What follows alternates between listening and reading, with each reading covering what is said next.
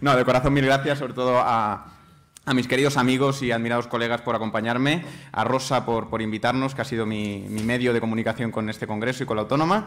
Y nada, enseguida voy a dar paso a ellos, que son los protagonistas de este día, y a charlar en una mesita redonda, espero distendida, en torno a esto del teatro y la comedia, ¿no? Hablaba antes con Rosa que queremos de pro que sea una mesa redonda, no en esos congresos en los que las mesas redondas se convierten en miniconferencias, ¿no? La idea es que charlemos y más que estamos en familia, dar paso a alguna preguntita si es que la hubiese, ¿no? Hace ya casi 3000 años que en una de esas bacanales orgiásticas un tipo levantó la mano y dijo: yo soy Dionisio, y entonces en ese momento se inventó el teatro, ¿no? Desde aquello que sucedió hace 3000 años hasta el día de hoy han pasado muchas cosas, sin duda, pero la comedia nos ha acompañado un poco como reflejo de todas esas virtudes y también como látigo cruel a todas esas inclemencias que abordan al ser humano, ¿no? Mi idea al organizar esta mesa era hacer un pequeño viaje desde el inicio, desde el texto dramático, y para ello cuento con un grandísimo representante de la dramaturgia española, como es Javier García Mauriño. Luego presentaré a cada uno de ellos y acabar con la representación de pro, como son los actores, ¿no? Con Pablo Iwasaki, con Fernando, con José Manuel Seda, pasando por la dirección escénica de Eva del Palacio, ¿no? Voy a callarme enseguida y voy a darle la palabra a ellos para que tengamos una conversación distendida, pero me van a permitir que antes, para ponerles en contexto, pues presente a cada uno de ellos. Voy a empezar, como digo, por el texto dramático y para ello tengo el honor de presentarles a Javier García Mauriño Múzquiz, que es autor teatral y guionista cinematográfico, licenciado en Ciencias de la Información, que ha participado en numerosos cortometrajes como guionista y director, premiado en distintos festivales, Premio Simo de Periodismo en 1983, co-guionista de El Elegido y Terca Vida, Colón de Oro del Público en el Festival Iberoamericano de Huelva, ambas de Fernando Huertas. 7000 días juntos, de Fernando Fernán Gómez, Energía positiva, de José García Hernández, y entre 1981 y 1993, guionista de Radio Exterior de España. Trabaja para la Filmoteca Española.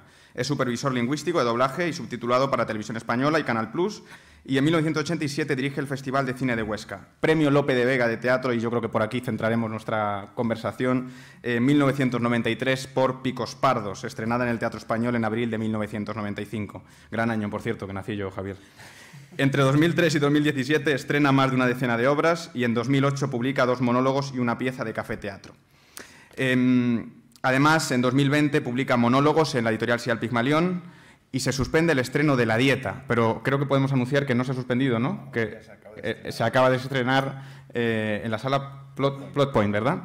Javier, me alegra mucho tenerte aquí para que hables un poco de tu visión de la comedia dentro de tu teatro, que los que lo hemos leído y lo hemos disfrutado sabemos que tiene mucho de cómico, y precisamente me gustaría que lo analizases desde el punto de vista del tema fundamental de tu texto, que es la condición humana, ¿no? ¿Cómo abordas la comedia para hablar del ser humano, del hombre, ¿no? Bueno, buenos días a todos. Nos hemos reunido aquí, pero no sé muy bien para qué, porque no tengo nada que decirles.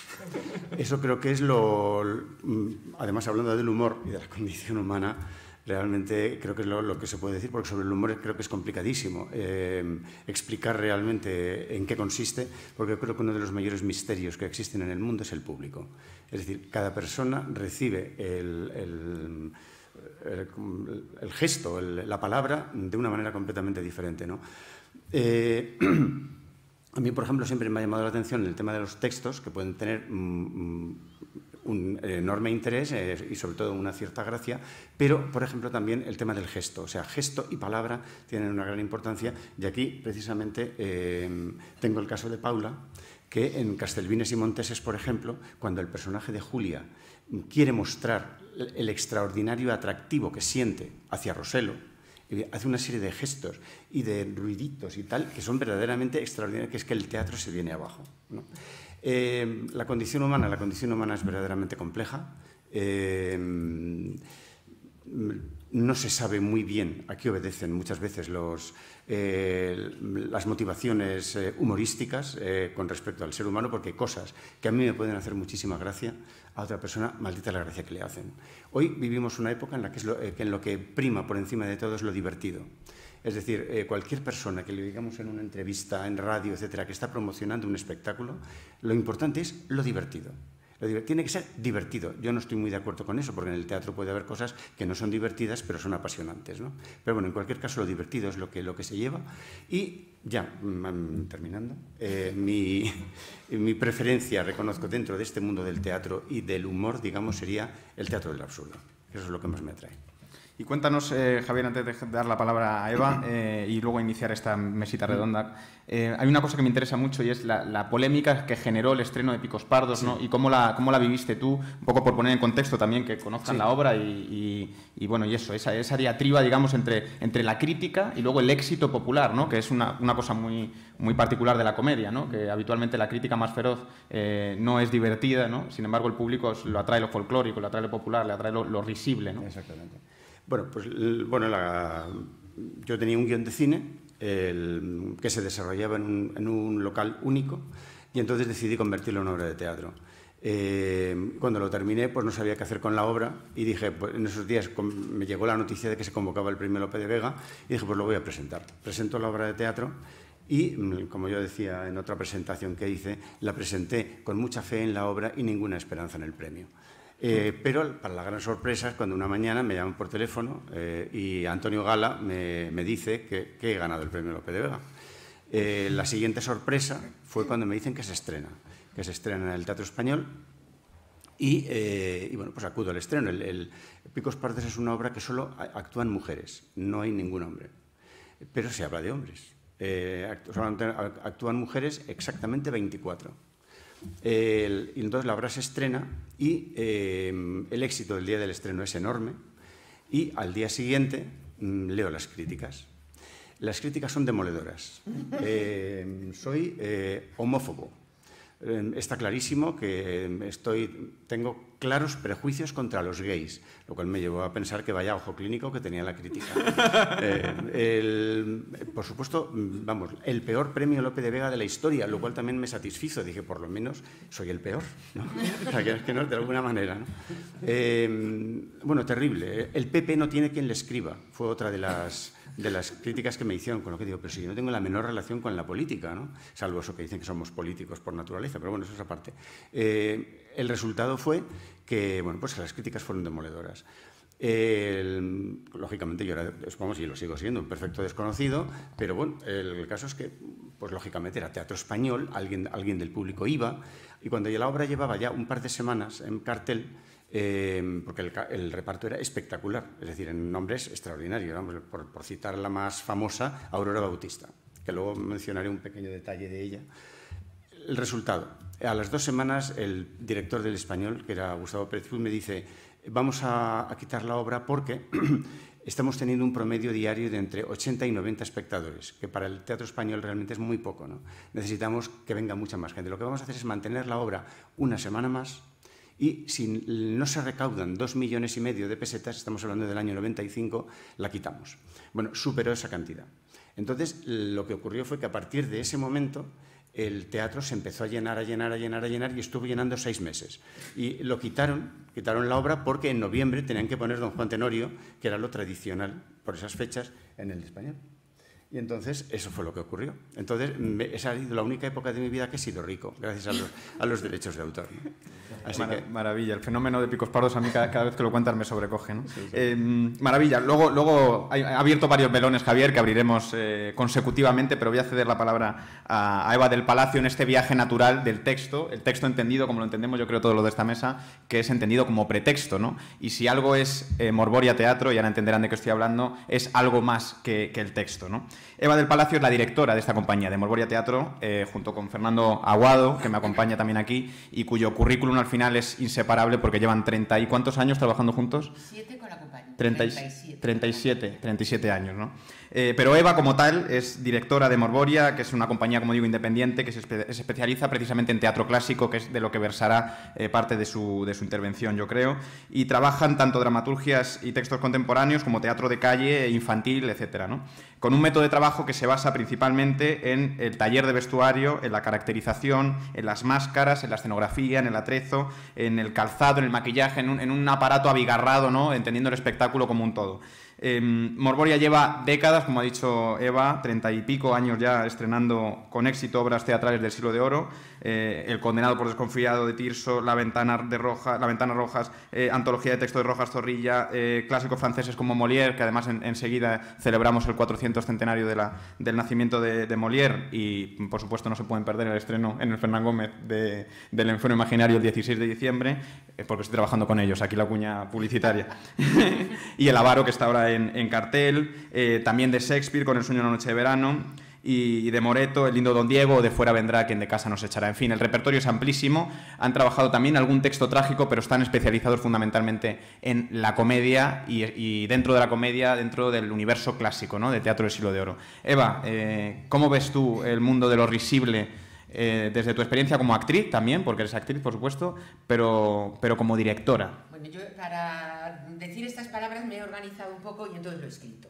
Muy bien, maravilla. ¿Vale? Y entonces, bueno, lo que yo veía, que nacemos llorando y apenas en unos días el ser humano esboza la primera sonrisa. De ahí el dicho de que el niño que no ríe al mes, tonto es. A los 4 o 5 meses ya surge la risa. Y entonces botan las primeras carcajadas, que son las más sinceras que podamos escuchar, ¿no? Se produce de una manera natural y sorpresiva ante algo inesperado y fuera de la lógica, que llama la atención del bebé y enseguida busca complicidad y empatía. Y además, desde el cucú a uf, como apesta, y repites y lo repites, y el niño entra en bucle y tú en bucle, y es algo pues muy, muy potente, ¿no? Los que lo hemos vivido, pues esas carcajadas alegres y saltarinas, sabemos la felicidad y el bienestar que producen, ¿no? No se olvida jamás. Entonces, la risa y el llanto, la comedia y la tragedia. La risa es intrínseca al ser humano, tiene un enorme poder liberador, crea comunicación y empatía entre las personas o entre el público, ¿no? Y a lo largo de la historia los filósofos han estudiado su efecto y según las épocas ha estado perseguida e incluso prohibida. Eso lo han sabido los autores de teatro de la antigüedad hasta nuestros días. Horacio ya nos decía en sus sátiras decir la verdad riendo. En el medievo, con toda la carga y el peso de la tradición judío-cristiana, la risa es un signo de debilidad, de los bajos instintos del hombre. Un buen cristiano no se ríe. La risa en la Edad Media fue denostada, excluida de las esferas oficiales, de las manifestaciones oficiales rigurosas de la vida, de las relaciones humanas, apartada del culto religioso, del ceremonial feudal y estatal, de la etiqueta social y de la ideología elevada. El clero es poseedor de un gran poder y es contrario a la risa. La risa fue denostada, perseguida, castigada. Sin embargo, el pueblo siempre ha reído, huyendo de la represión y el miedo al que estaba sometido. La risa se abrió paso aprovechando las épocas en las que la Iglesia era más permisiva, como eran las fiestas de Pascua, Navidad y Carnaval. Y ahí tenemos en 1330, lo digo porque yo la he montado en diversas ocasiones, el libro del Buen Amor, escrita por el arcipreste de Hita. Y tenemos una maravillosa descripción en clave de humor de la batalla que hubo don Carnal y doña Cuaresma, donde ambos contendientes se enfrentan con sus huestes para librar una cruenta batalla.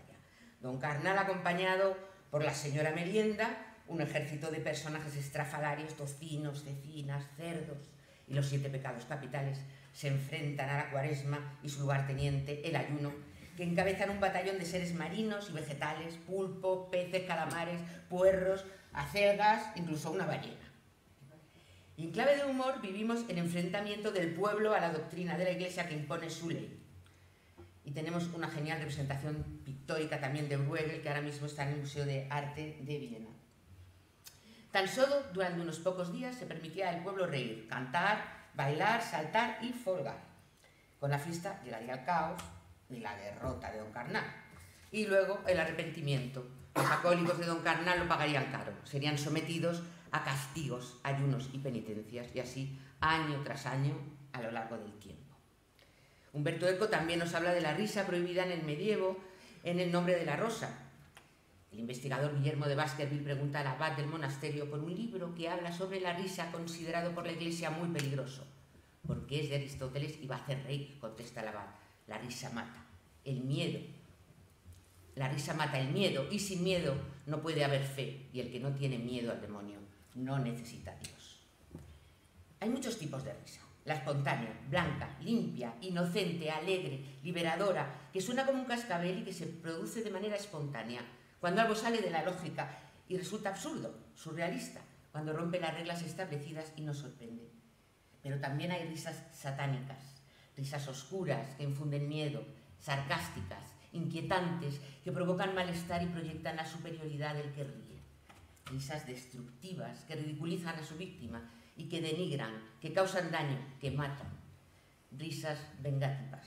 Quien ríe el último, ríe mejor. Hay risas burlonas, maliciosas, juguetonas y coquetas. Al pueblo siempre le ha gustado reír. Desde el Renacimiento y en los siglos XVI y XVII, los autores dramáticos se afanaron por dar al vulgo lo que tanto demandaba. Está la risa del necio, el lenguaje de los graciosos, la risa terapéutica, sanadora, la risa floja, la risa del loco, desquiciada, incontrolable, inoportuna, espasmódica, producida por un desorden neurológico, por ejemplo, la risa del Joker. La risa creadora, reírse de uno mismo. Un fabuloso ejemplo lo tenemos en Les Luthiers, mundialmente conocidos. También está la risa que rompe una situación muy tensa en situaciones límites y que relaja, en un hospital, en un cementerio, en un velatorio. La risa que provoca el humor negro. En nuestro teatro áureo tenemos cientos de comedias deliciosas, desde representaciones profanas en calles y plazas a representaciones en corrales, palacios, parques y jardines. Autores como Moreto, Lope de Vega, Rojas Zorrilla, Tirso de Molina, Calderón, Molière, Shakespeare y tantos otros encuentran en la comedia una forma de criticar los usos y costumbres de su época y poner en evidencia las incongruencias del ser humano, haciendo retratos singulares y maravillosos. Los autores manejan con maestría los elementos escénicos para provocar la hilaridad en los espectadores ávidos de historias. Juegos de golpes, bastonazos, heredados de la comedia del arte. Situaciones rocambolescas, equívocos, efectos de escenografía, trampillas, alacenas, armarios, paneles ocultos para esconder personajes, trucos visuales. Los intérpretes tienen que estar formados en diversas técnicas, dominar el ritmo, la dicción, los tonos de voz, susurros, gritos, canto, danza, esgrima, expresión corporal, acrobacia. Muy feo. ¿Ah? El ingenio dramático llevado al límite de sus posibilidades, de la palabra y del gesto. El empleo de jergas, acentos, modalidades lingüísticas para buscar la comicidad y creación de tipos ridículos, caricaturas. El público estaba deseoso de divertirse y entretenerse riendo, y nuestros autores sabían hacerles reír. La comicidad se aplaude. Se ríen de todo, en rasgos generales, de las viudas, de los enamorados, de los amantes, de los padres, de los tíos, de los criados, tipos ridículos y alivio cómico, de los que se hacen pasar por lo que no son. Los autores utilizan todo tipo de juegos, el disfraz, el travestismo, los engaños verbales, los trucos, las trampas. Sabían preparar la presentación del figurón a través de otros personajes, que daban su punto de vista sobre el susodicho, haciendo cómplice al público que esperaba ansioso la entrada del protagonista. Por ejemplo, en El lindo Don Diego, de Agustín Moreto. Luego, para no cortar esto, hago un poquito el monólogo de Mosquito y introduzco el monólogo del lindo. Poco más tarde aparece el lindo Don Diego y se retrata rematando la faena. También tenemos algo parecido en la obra de Rojas Zorrilla con Don Lucas del Cigarral. Entre bobos anda el juego. Exageraciones, petulancias, comportamientos extravagantes e inadecuados, juegos disparatados y engaños, personalidad y humor cambiantes de los protagonistas, juegos de palabras, exageraciones. Un autor y director de compañía conocía y tiene que conocer muy bien las cualidades artísticas de sus comediantes y sabía sacarles provecho. Tenemos el ejemplo de Molière, que escribe para su troupe y crea escenas para el lucimiento de sus intérpretes ante el público. Contaba con una actriz de risa peculiar y contagiosa y escribió para ella la escena maravillosa del burgués gentilhombre donde Nicolasa, la criada de la casa, sorprende a su señor, que tiene ínfulas de marqués y quiere aparentar ser de una clase social superior. Ataviado a la última moda en los salones de París, no ha reparado en gastos para lucir un traje extravagante, lleno de floripodios, cintas, adornos y plumas, resultando un esperpento. Al verlo, Nicolasa no puede reprimir la risa y tenemos una escena que puede durar varios minutos donde no se dice una sola palabra. Tan solo las carcajadas de la actriz, que la llevan a retorcerse de risa, intentando no reírse delante de su señor, se sofoca cada vez que lucha por reprimirla y rompe nuevamente en carcajadas, dejándose llevar por el ataque de risa ante el enfado y amenazas de su señor que intenta paliarla. Eso da rienda suelta al público que entra en juego y se contagia del jolgorio y de la risa, y doy fe. Esta escena es dificilísima de interpretar y requiere de unas dotes especiales para mantener el tipo y hacerlo creíble sin caer en una burda caricatura. Para el actor o actriz se requiere mucha destreza para estar en el punto exacto sin caer en la tentación de gustarse. De venderse al público esperando el aplauso o la risa fáciles, haciendo muecas y exagerando las interpretaciones. No vale todo. Al igual que en La pareja de payasos, el cara blanca, que representa el orden, la autoridad y el mundo adulto, deja su protagonismo al Augusto, ser extravagante, pícaro, absurdo, despierto y que representa el mundo infantil. Un actor debe servir a su compañero. El actor cómico tiene un don, al igual que un pintor o un escultor, se puede aprender. Pero hay intérpretes dotados para la comedia con una vis cómica innata y única. Bueno, los gustos cambian y el humor también. Hoy aparentemente no hay censura. Pero existe una más peligrosa que nos infligimos a nosotros mismos, lo que es políticamente correcto. Al público ya no se aceptan chistes de discapacitados, de género, de razas. Al público hay que sorprenderle, capturarle, conseguir su atención. No hay trampa ni cartón. Hay risas de público que son oro, contagiosas, especiales, y un buen intérprete es capaz, sin mediar palabra, de establecer un diálogo con el público aprovechando una risa peculiar en una sala. Es una enorme satisfacción hacer reír, ofrecer lo mejor de nosotros y ser correspondidos. Conseguir que por un par de horas los espectadores se sumerjan en una comedia y se olviden de sus problemas, de sus vidas y rutinas.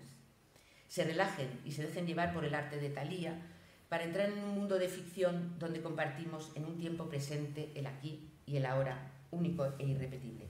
Un mundo de juego de hoy y de siempre, donde cada uno tiene su papel establecido, actores y público. Viva el teatro.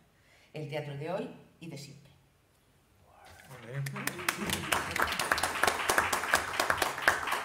Bueno, muchas gracias, Eva, por esta masterclass y este repaso por el universo de la risa. No sé si os apetece hacer ese fragmentito que decías de Mosquito, lo dejamos para el final, para cerrar. ¿Qué puede durar? 3 horas y media. 3 horitas y media. 3 horitas, bueno, 2 minutos. Pues bueno, yo creo que lo lógico es ilustrar esto que acabas de decirnos. Pues en la adaptación que hice, por ejemplo, de Lindo Don Diego, Mosquito, lo convertí en Mosquita, porque esas otras cosas que hay que ir haciendo, cambiando papeles masculinos y transformándolos en femeninos, y eso aparecen pues otros rasgos, otras sensibilidades y otras relaciones con los espectadores. En este caso, Don Tello ha decidido casar a sus hijas con unos primos que trae de Burgos, Inés y Leonor. Pero Inés resulta que está enamorada de Don Juan y al enterarse de la noticia está espantada. Mosquita, todo esto, ha decidido ir a ver cómo son estos primos que llegan de Burgos y echarles un vistazo para luego largarlo a las chicas. Y dice así: mi señora, dadme albricias. ¿De qué las pides, Mosquita? De haber visto a vuestros novios. ¿Qué pena es el viejo? Que apenas el viejo lo dijo, fui Gracias. y vencí mi deseo de ver vuestro par de primos. ¿Y cómo son? Hombres son. Siempre estás de un humor mismo, pues podían no ser hombres. ¿Quién podría ser borricos? Que en traje de hombre hay muchos. ¿Y cómo te han parecido? El don Mendo, que es el tuyo, galán, discreto, advertido, cortés, modesto y afable. Menos algún revoltillo que se le irá descubriendo con el uso de marido. Si él es tan afable ahora, casado será lo mismo. Eso no, que suelen ser como espadas los maridos, que en la tienda están derechas y en comprándolas sin vicio, en el primer lance salen con más corcova que un 5. ¿Y don Diego? Ese es un cuento sin fin, pero con principio. Que es lindo el don Diego, pero tiene más que de liego, de lindo. Que él es muy rara persona. Me he colado. ¿Que cómo se anda vestido? Que como se anda vestido, puede en una mojiganga ser figura de capricho. Que él es muy rara persona, se ve en su talle y su brío, porque el arte suyo es arte de marear los sentidos. Tan ajustado se viste que al andar sale de quicio, porque anda descoyuntado del tormento del vestido. En el discurso parece ateísta y lo colijo porque según él discurre, no espera el día del juicio. A 2 palabras que hable, entenderás todo el hilo del talento, que él es necio, pero muy bien entendido. Y porque mejor te informes de quién es y de su estilo, te pintaré la mañana que con él hoy he tenido. Yo fui allá y le vi en la cama de la frente al colodrillo, ceñido de un tocador, que pensé que era judío.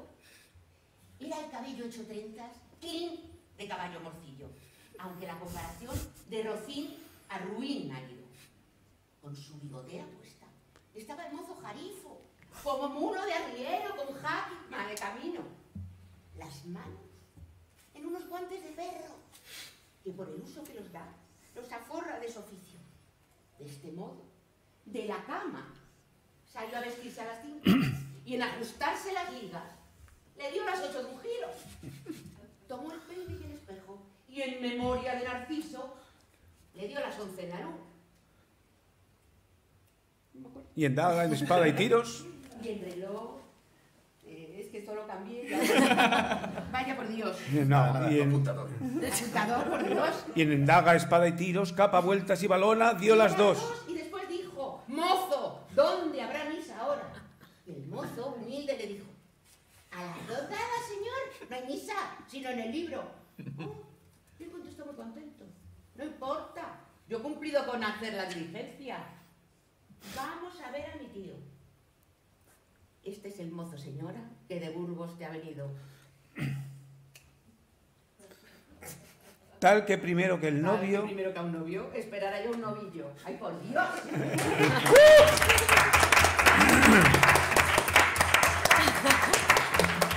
Y en la siguiente escena está el lindo en el hotel preparándose y dice a su primo, Don Mendo, vos sois extraño, ¿eh? Yo rindo con salir bien en una hora que me ven, más que vos en todo el año. Vos, que no también formados veis como yo me veo, no os tardéis en vuestro aseo porque es tiempo mal gastado. Más, si veis la perfección que Dios me dio sin tramoya, ¿queréis que trate esta joya con menos estimación? ¿Veis este cuidado vos?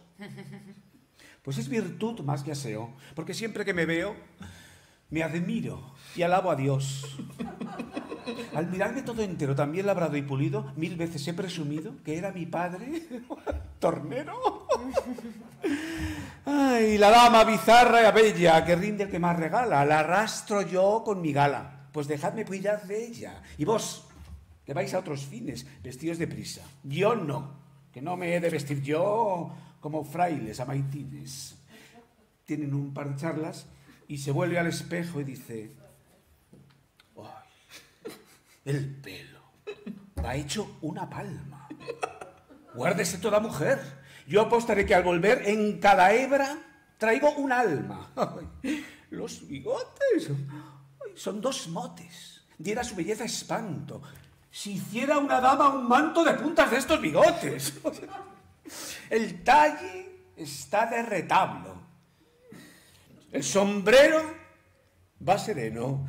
De medio arriba está bueno. De medio abajo es el diablo. Lo bien calzado me agrada. Qué hermosa pierna la mía. De la tienda no podía parecer más bien sacada. ¡Ah! ¡Pero tened vive Dios! Que aquesta liga va errada. Más larga está esta lazada, un canto de un real de a 2. ¡Llega, mozo, a deshacella! Ya está buena, ahora están iguales las 2, bien voy. Con el reparillo voy 4 dedos más galán. Siempre que el verme repito, queda el alma más ufana. Mozo, acuérdate mañana de traerme pan bendito.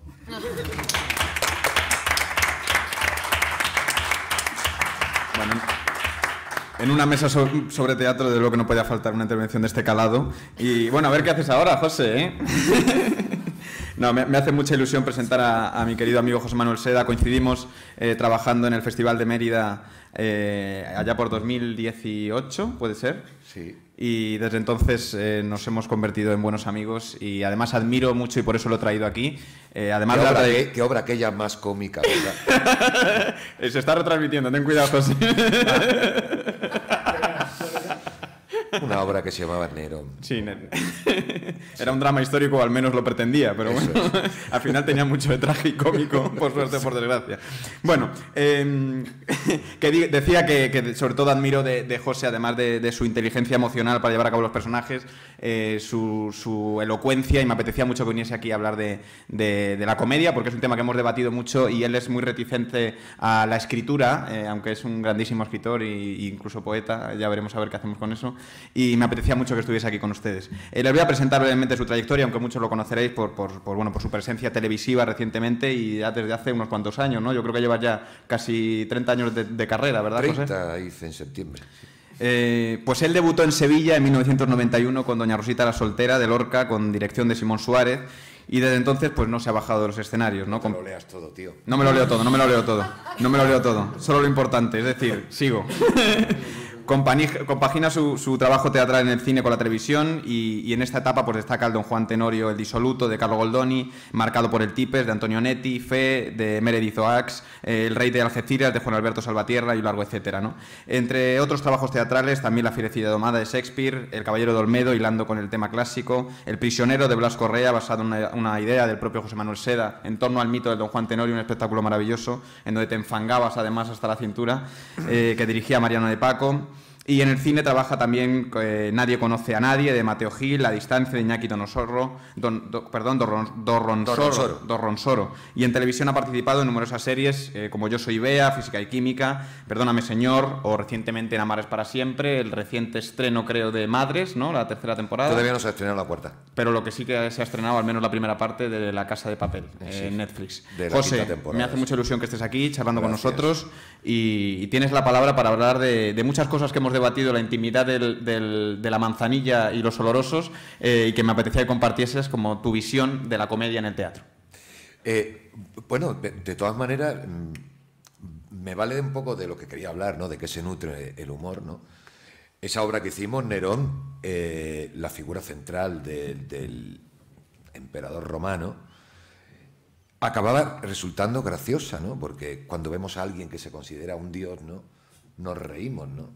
El humor, que se supone que es un signo de inteligencia y que nos distingue de otras especies animales, en realidad el humor se nutre porque somos todos unos hijos de puta, porque nos encanta reírnos del otro. Sigue funcionando el gag de toda la vida, de alguien que resbala y se cae, alguien que le dan un tartazo en la cara, sigue funcionando, ¿no?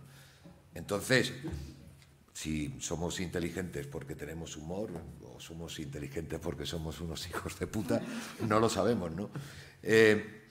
Porque, ¿cómo funciona el humor en realidad, no? El humor funciona con la sorpresa, creo yo. Bueno, ya se ha dicho mucho sobre el humor. El humor bien hecho, tal como lo consideramos muchos que nos dedicamos a las artes escénicas, tiene que sorprender, porque no es lo mismo tener gracia que hacerse el gracioso. Es verdad que en el teatro nos ayuda, por ejemplo, muchas tradiciones teatrales como la comedia al arte a la hora de componer un personaje, ¿no? Pero, por ejemplo, ahora no me acordaba, fíjate, hablamos antes, ¿qué habías hecho tú de humor en el teatro? Y ahora me acabo de acordar de La fierecilla domada. Y además ahí surgió el juego escénico surgió la puesta en escena a través de juegos escénicos que hacíamos previamente antes de entrar en los ensayos, y fue algo que se fue dando. Es verdad que el texto de Shakespeare, que hoy en día, como decíamos antes, con lo políticamente correcto, era complicado ya de hacer en el año 98 cuando lo hicimos, ¿no? Porque claro, es un texto evidentemente machista. Igual que hace poco que he tenido la oportunidad de hacer el maravilloso texto de Calderón, de Médico de su honra. Es complicado también de hacer hoy en día todo ese tipo de textos, ¿no? Por la autocensura que muchas veces nos hacemos. Pero no puedes adelantar un chiste, ¿no? Cuando te ves a alguien que entra y dice, ya me va a hacer el chiste, ya no sorprende tanto, ya... Porque además es timing, ¿no? También, perdón por el anglicismo, ¿no? El humor y el chiste tiene que llegar en su momento y porque lo produce la situación. La situación es lo gracioso en las artes escénicas, sorprender al público. Hay otro tipo de humor que también se hace, que es, bueno, de humor de trazo más o menos grueso, pero los chistes, cuando entran de una manera sutil, la risa es irreprimible, porque además la risa es uno también de las expresiones más sinceras del hombre. Muchas veces el llanto, el drama, eso se puede más o menos de alguna manera fingir. Pero respecto a la reacción del espectador, la risa es sincera, es honesta, es blanca, ¿no? Y como decía al principio, también suele suceder por eso, cuando vemos que a algún personaje le sucede algo, u otro personaje hace que al otro le suceda algo. Porque además los personajes también suelen ser muy egoístas para que funcione una comedia, ¿no? Los personajes en una comedia van directamente a por su objetivo.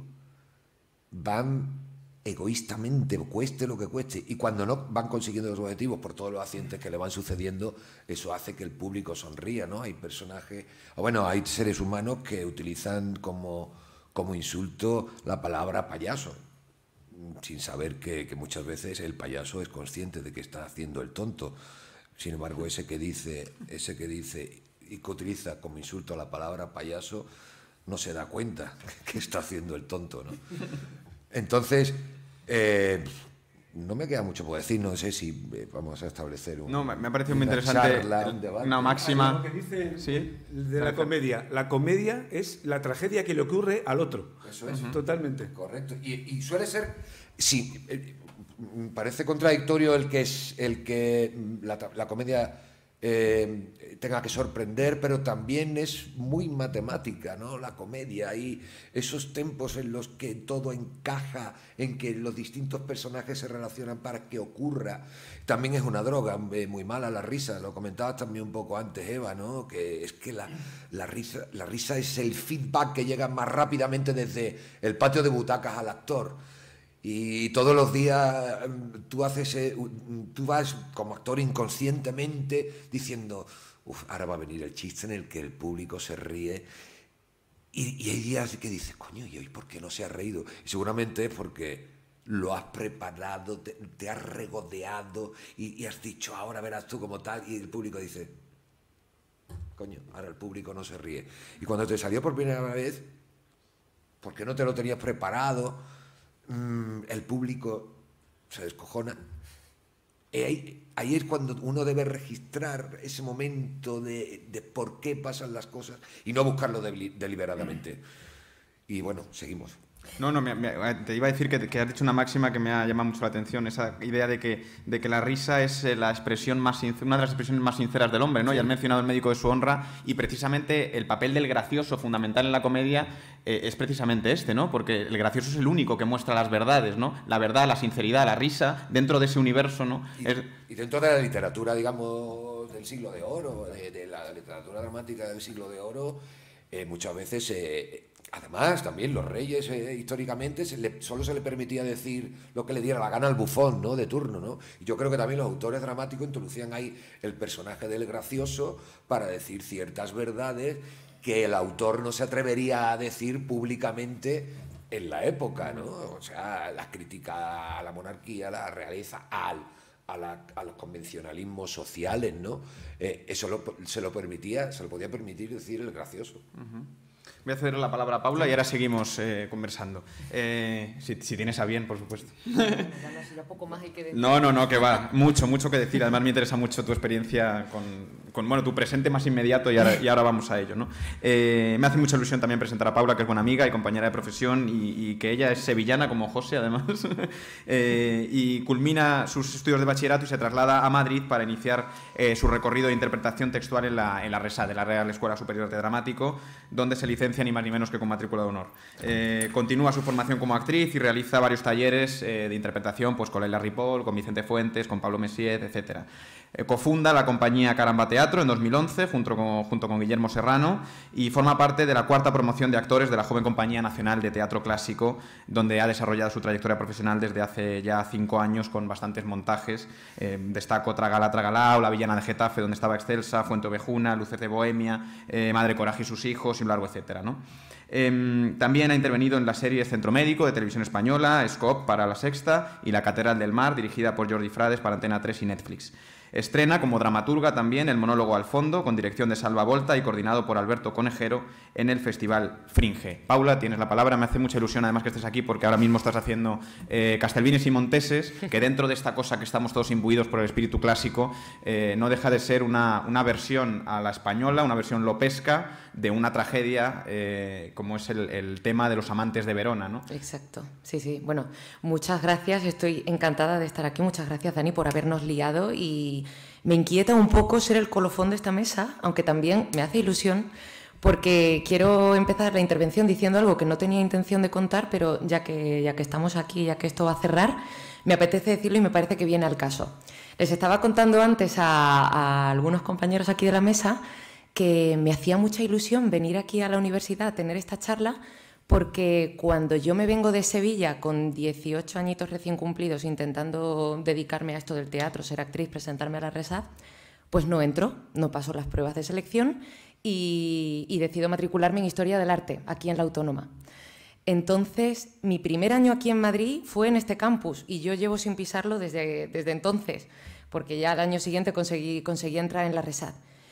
Recuerdo además que lo primero que hice de teatro en Madrid fue aquí, en el aula de teatro con Jorge Amig, que no sé si continúa, pero claro, yo venía ahora para acá, yo he venido en tren, he hecho el mismo trayecto que hacía entonces, hace ya 12 años.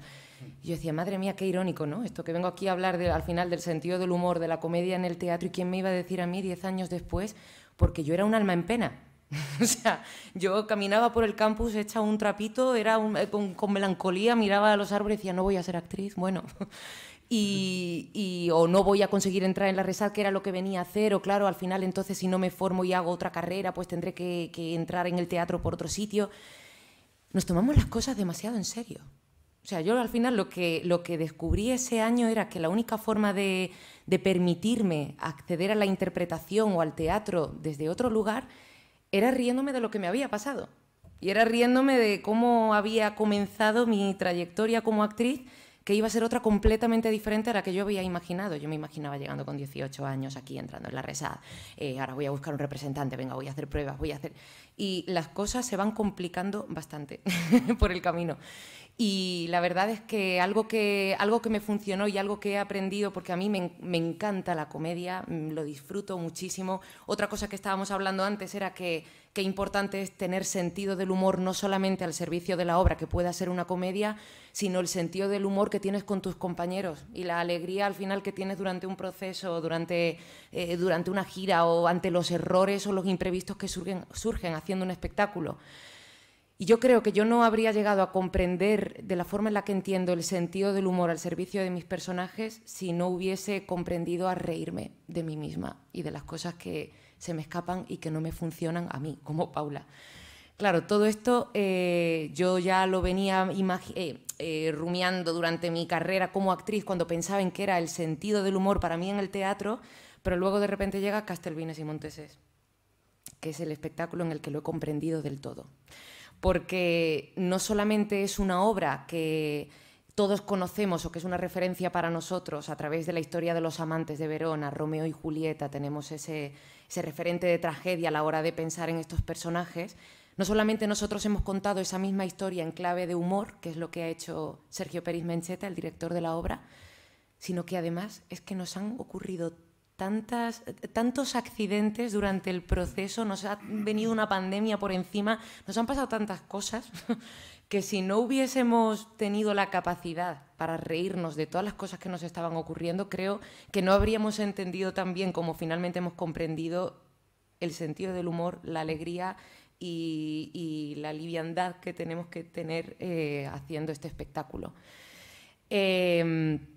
Cuando digo que han pasado cosas del tipo que no pudimos estrenar en la comedia porque me cayó a mí una trampilla de acero en la cabeza 2 horas antes de estrenar.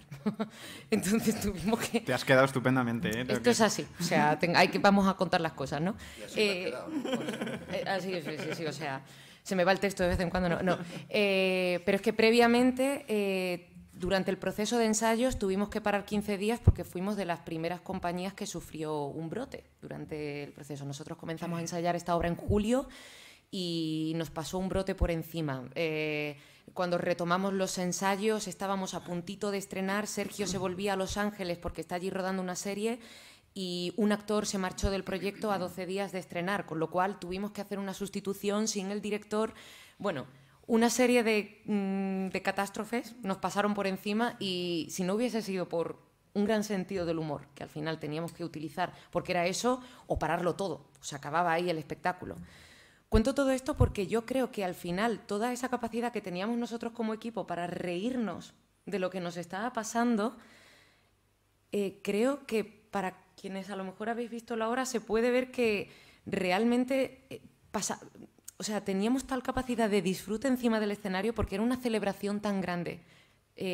Descubrir que al final estábamos ahí contando la historia, que creo que eso hace que como actor o como actriz te detengas menos a pensar en aquí tengo que hacer la gracia o aquí está el gajo, aquí esto tiene el público, se tiene que reír, si hoy no se ríe algo no está yendo tan bien. No, creo que estábamos un paso más allá y creo que eso era lo que hacía que finalmente funcionase la obra con toda la comedia, con toda la alegría y con todo el humor que el director pretendía que tuviese el espectáculo. Y eso es un poco lo que quería contar. Maravilla, maravilla. Me hace mucha ilusión, además, que hayas iniciado contando tus principios que yo desconocía en el teatro, porque yo hice el viaje inverso. Yo entré en la Resat y me di cuenta que no era mi sitio. Lo pasé fatal por esta misma idea de pensar que es tu sueño y que fuera de eso nunca iba a trabajar. Y me parece muy bonito que estemos en el mismo sitio, años después, compartiendo oficio, llegando desde sitios tan distintos, ¿no? Desde, vamos, las antípodas, porque luego yo hice filología, o sea, recorrí el camino inverso. Tú entraste a la universidad y luego hiciste teatro, en fin.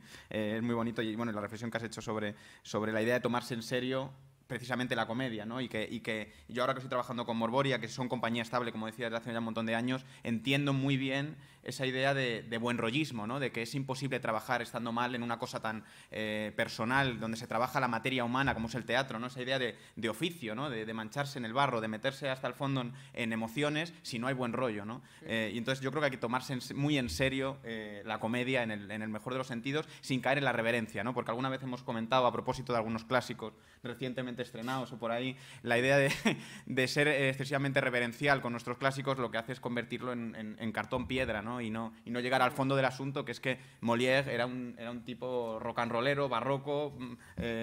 Y sobre todo, cuando haces comedia, el público, si tú te lo estás disfrutando y te entregas a tope, el público lo recibe. Yo siempre cuando me dicen, ¿qué tal? Y yo siempre digo, si te lo has pasado la mitad de bien que yo, aquí arriba, hemos triunfado. Pero así, es así, totalmente. Y yo creo que voy a dar por hora, paso a si hay alguna pregunta para iniciar un pequeño feedback y si no quiero cerrar, eso sí, cediéndole la palabra a Fer, que además de ser un gran actor es un grandísimo escritor, ahora lo presentaré como merece, y cerrar con una tirada de versos que ha preparado para la ocasión a propósito de la muerte de un comicastro muy, muy divertida. No sé si a alguien le apetece soltar algún melón que poder abrir aquí en esta mesa, aunque se han abierto unos cuantos en este brainstorm. Sí, por ahí.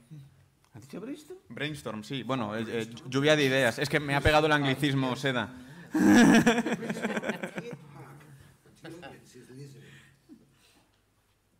¿Sí? Hola. Bueno, sí, vale. Buenos días, muchas gracias por asistir. Es todo un honor poder contar con unos invitados de tal calibre. Y mi pregunta está relacionada con lo que se ha hablado un poco de la autocensura a la hora de hacer chistes.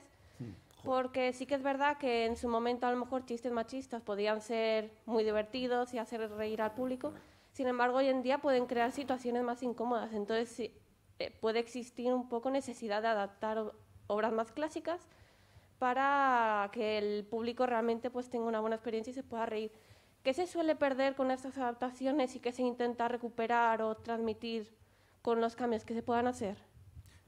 Bueno, voy a ceder porque es un melón que nos gusta mucho debatir, además, este tema, y sobre todo quizá Javier, que es dramaturgo y que conoce más el texto, pero mi opinión personal es que caemos excesivamente en el presentismo, es decir, en ver con los ojos de hoy obras que están escritas en el siglo XVII. Por supuesto que Lope de Vega, que Shakespeare o que Calderón eran machistas, porque el siglo lo era, ¿no? Entonces, ya desde el momento en el que pensamos que el espectador de hoy no va a saber concebir eso, creo que tachamos al espectador como idiota, ¿no? Y que si Laurencia en su monólogo de Fuentevejuna llama maricones al pueblo de Fuentevejuna, si hay un espectador que se siente ofendido por eso, pues honestamente creo que debería repasarse los clásicos, ¿no? Y es cierto que en versiones recientes eso se ha querido quitar, ¿no? Pero yo no sé hasta qué punto eso es tachar un poco de imbécil al espectador, o no sé, Javier, tú que realmente sí que te mojas en la redacción de los textos y que quizá tienes más que perder cuando la crítica, bueno, ya nos has contado la experiencia de Picos Pardos, ¿no? Absurda, por otro lado. Ahora, con este tema de cogérnosla un poquito con papel de fumar, creo que hablábamos con Rosa y con Robert Bodegas, que decían que hace 2 años precisamente el tema era un poco la autocensura, ¿no? El tema del Congreso versó un poco las conversaciones en torno a eso, si se abrió algún melón al respecto. Pero yo creo que quizás, Javier, para ceder la palabra. Quizás sea Eva la que podría hablar mejor, porque yo verdaderamente me dedico a escribir mis obras. Procuro el humor, para mí es un misterio, salen las cosas, la gente se ríe, diga, pues mira qué bien, pero verdaderamente para mí es un misterio. En temas estos de lo políticamente correcto estoy completamente suscribo las palabras de Dani, o sea que casi, pero en temas de clásicos que acabas de comentar, quizá a lo mejor Eva está mucho más impuesta en adaptaciones, porque yo nunca he hecho ninguna adaptación. A mí me parece muy bien lo que has dicho, o sea, realmente si hay algo que me chirría, pues lo quito, pero si no, lo dejo tal cual, porque así está escrito, y fue escrito pues en el pasado, entonces hay que entenderlo así. Y a mí me preocupa que se oyen voces con esto de lo no políticamente correcto, que vamos camino, porque somos así de extremosos los humanos, de, en el mundo del arte, repintar, tapar los pubis a los desnudos, taparle los pechos, cortarle los pitos como se hizo hace muchos siglos a las estatuas, tapar... Vamos camino de eso. Y luego, de pronto, en los medios, en las teles, en las series, hay una violencia descomunal que eso no se para. Es una cosa exagerada. Entonces, a ver, es un tema muy delicado con lo de la censura. Y tu ejemplo, además, José, montar un médico de su honra, ni más ni menos que una revisitación, porque era la versión que ya había hecho Adolfo Marsillach con Pellicena, con Carlos Hipólito, y que luego encarnas tú. Un drama de honor hoy en día, que es un tema agotado, evidentemente, gracias a Dios, ¿no? Pero que tiene su interés ya no solo poético, desde el punto de vista de la literatura dramática, sino desde el punto de vista del personaje. O sea, para ti es un reto impresionante. E insisto en lo de antes, ¿no? Calderón, no podemos saber qué pensamiento tenía, pero bueno, era también un cronista de su época. Y en el siglo XVII las cosas eran así. Un marido tenía que preservar su honor y su nombre por encima de cualquier cosa. Pero a riesgo también de meternos en la mente de Calderón y yendo a lo que decía antes sobre el gracioso es el personaje más profundamente humano de la obra, cuando va y le pide al rey porque a su ama la van a matar. Calderón presenta ahí los hechos, que además se supone que estaban basados en algo que aconteció en ese momento. Y presenta los hechos delante de la sociedad, y la conclusión que se saca es que lo que hace ese marido es una barbaridad. Y encima el rey, como premio, le concede la mano de otra persona que era una anterior pretendienta. Entonces, Calderón presenta los hechos. La sociedad en ese momento es la que decide. Evidentemente, Calderón no puede hacer soflamas ni puede ir con una pancarta en aquella época, porque seguramente hubiera sido perseguido. Pero bueno, el teatro siempre ha sido testigo de su época. El teatro ha presentado las cosas como sucedían en aquellos momentos. En el caso de la comedia, también la fierecilla domada, cómo domar a una mujer, cómo hacerla dócil, ¿no? En fin, claro, en ese momento, pues, seguramente las mujeres se reirían viendo aquella comedia porque vivían dentro de un contexto social. Evidentemente, yo creo que también tiene su parte de crítica y está muy por debajo, está claro. Pero bueno, el teatro siempre va a mostrar lo que hay en ese momento. Seguramente ahora se escribirán comedias en las que nos riamos de lo políticamente, de la autocensura de lo políticamente correcto, ¿no? Algún día reflejará el teatro, o lo estará reflejando ya hoy, porque nos autocensuramos creyéndonos los más libres del mundo. De todas maneras, la ventaja de tener unos textos tan magníficamente escritos creo que está justamente en el hecho de que hoy nosotros podemos poner una mirada contemporánea sobre ellos. O sea, a veces yo concretamente representé Laurencia en el clásico en una adaptación donde se omitía este momento. Y sí que fue una conversación, porque la adaptación era de Alberto Conejero, fue finalmente una decisión del director, pero no era necesario, y de hecho los actores defendimos un poco que queríamos el texto íntegro del monólogo, y ellos consideraron que no hacía falta, que la reivindicación y el discurso de Laurencia, pues está la importancia en otros versos en concreto. En mi opinión, creo que nosotros como actores también tenemos la ventaja de poder poner un punto de vista frente a lo que decimos o lo que dice el otro. Y si Laurencia dice hilanderas, maricones, ¿qué ocurre alrededor cuando ves a Laurencia decir esos versos? Sobre todo si estás representándola en un contexto atemporal, si no estamos ubicando a estos personajes en el siglo en el que fueron escritos, sino en otro contexto. Así que yo creo que con la integridad de un texto como puede ser uno de Calderón o de Lope, hoy en día se le puede dar una mirada contemporánea a esas palabras que hoy nos chocan y nos ofenden. Los temas de la honra que nos parecen tan lejanos en el siglo XVII, resulta que es que en el siglo XXI los tenemos en los países árabes, los tenemos en la India, los tenemos aquí al lado. Entonces, bueno, y aquí se siguen matando mujeres. Claro, por celos, o sea, por celos. Eso Si está no eres ahí. mía, no eres de nadie. No, ojalá hubiera desaparecido, pero lo tenemos aquí al lado, o sea que no es tan lejano. Claro. La señora creo que tiene... Hola, bienvenidos a la Universidad Autónoma y hacernos, pues, bueno, ya está. Buenas tardes, ya. Yo tengo un conflicto, yo soy profesora en el Departamento de Estudios Árabes Islámicos y a veces me pregunto, usted, Eva, ha hablado de esta obra de Umberto Eco, ¿no? Donde habla del miedo, ¿no? Y el que no tiene miedo no tiene fe. ¿Hasta qué punto es esa censura? Yo soy iraní, yo soy de un país bueno, donde el régimen censura, donde la población ha sido sometida siempre a una especie de autocensura, ¿no? Entonces el tema de la censura me interesa ya casi de forma obsesiva, ¿no? Entonces me gustaría saber, en el mundo del arte en general, cómo se casa o cómo se compatibiliza esa autocensura que al final es resultado de un miedo. Es el resultado de un miedo, pues, a no tener éxito, a que el público no acepte la obra de arte. ¿Cómo se casa eso con el sentimiento de miedo? No sé si me estoy explicando. Es decir, pero creo puede ser miedo o a veces desconcierto. Por ejemplo, nosotros creamos un auto sacramental basado en los carros de la Edad Media, sobre la danza de la muerte, el carro de la Virgen, del diablo, todo.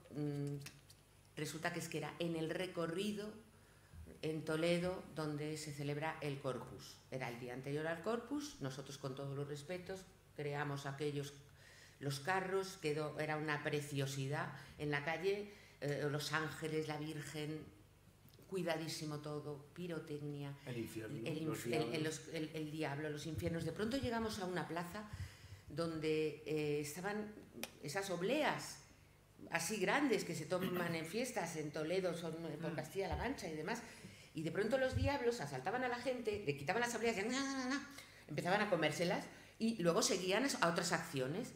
De pronto empezamos a notar ya algo extraño alrededor, seguíamos por las calles y de pronto empezaban a aparecer cristianos alrededor que empezaban a rezar y nosotros seguíamos con ¿qué está pasando aquí? De pronto se acercaban al oído, los cristianos de Toledo rezamos por vosotros. Bueno, la cosa que duraba 1 hora y media o 2, cada vez estaba más tensa, de pronto en un momento nos quieren pegar, no entendemos qué está pasando.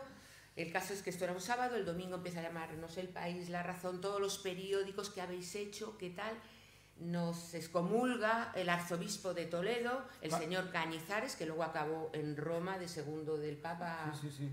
Bueno, Estamos excomulgados oficialmente. una cosa increíble, donde nos habían contratado, ya no nos habían contratado, lo que donde nos había hemos un ahorrado teatro, ya de simplemente era un apostatar, camerino. Yo soy donde apóstata. de pronto, bueno, tuvo que intervenir hasta el presidente de Castilla-La Mancha pidiendo libertad de expresión.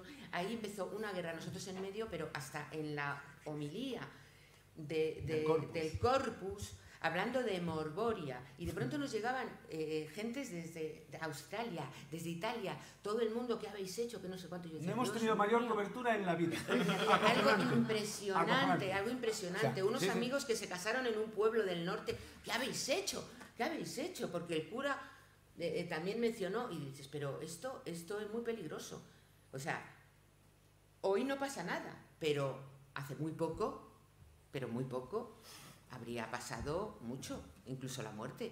Entonces, a veces no depende de ti, sino del que lo recibe. Y cómo lo recibes, como el porno o tantas cosas así, o las chicas, ¿no? La libertad de ir con una minifalda, de enseñar todo el escote. ¿Por qué? Por derecho, por ponderamiento femenino, por lo que sea. Y de pronto está en la enfermedad en el que está mirando con una segunda intención.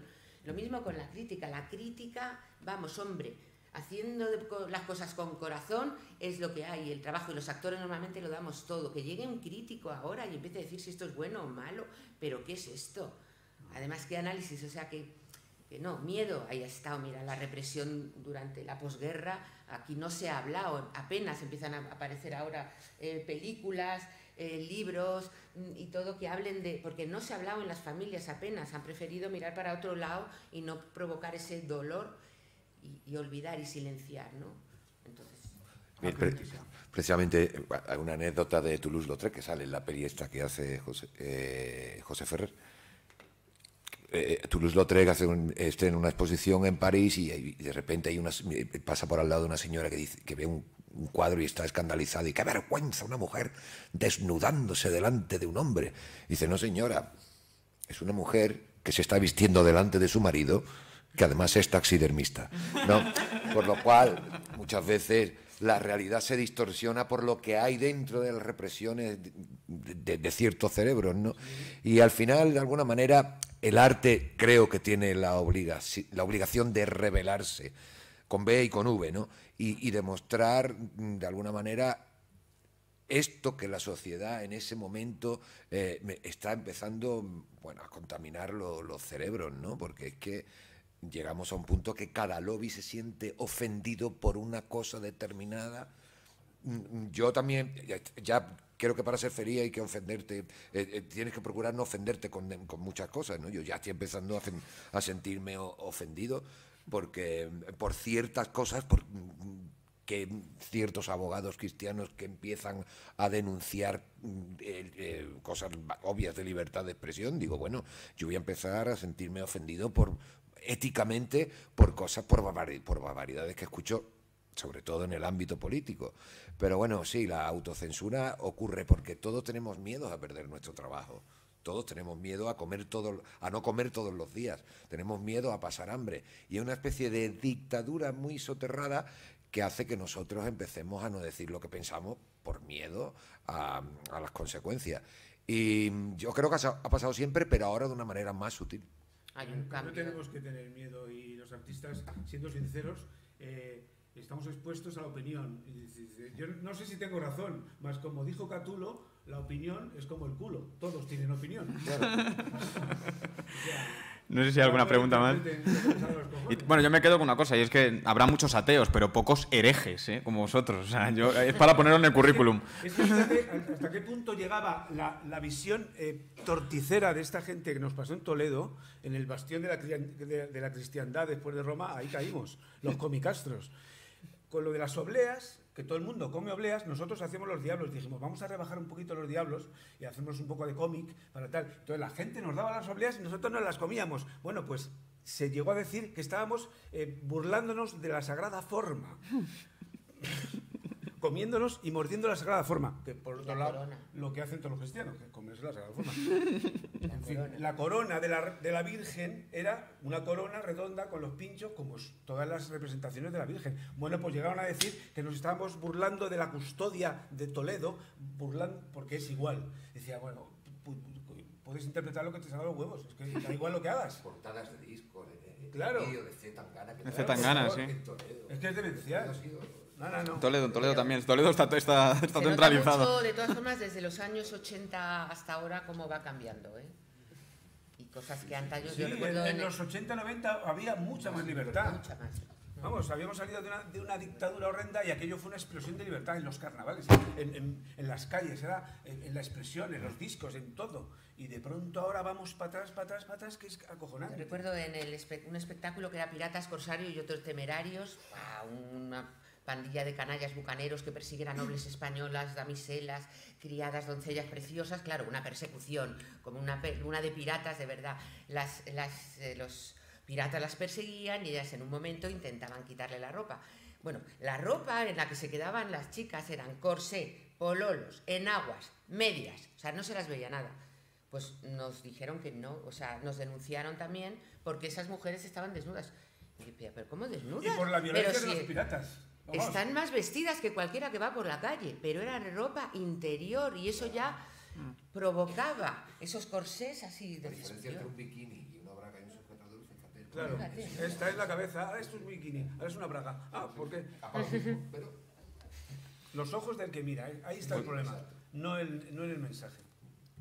Eso decía Campoamor, ¿no? En este mundo ruin nada es verdad ni mentira, todo según el color del cristal con que se mira, ¿no? Ya era unos versos que tenía aprendidos del colegio. Me han venido que ni al caso, vamos. No sé si hay alguna preguntita más.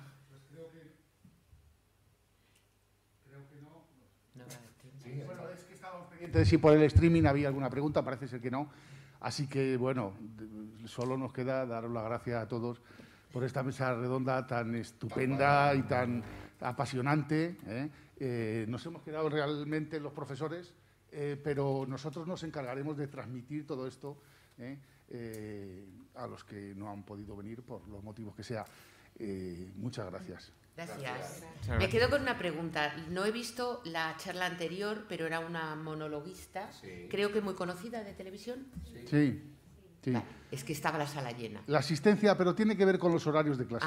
A la 1 en punto se han ido todos. Porque es que si no, la televisión y el teatro y la televisión es terrorífico. Fer, no sé si tienes una tiradita corta para rematar faena. La versión corta de la versión. No va a dar tiempo, pero... Espera. La versión corta de la versión corta. No es larga, no. Voy a decir... Bueno, estamos en 1h10. Tampoco nos hemos matado, pero... Hemos empezado y 10, son y 20, ¿no? No vais a ir a comer hasta las 3. Entonces, sí, le doy. Son 10 minutitos de charla. No sé, no quiero yo tampoco... No, nos cortan. No. Maravilla.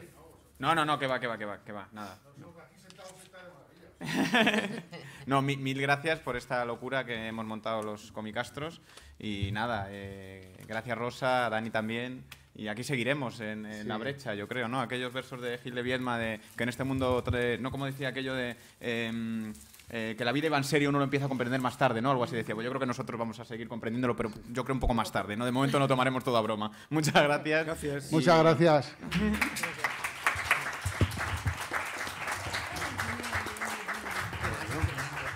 A los del streaming les digo que mañana seguimos a las 10 de la mañana en punto. Gracias a todos.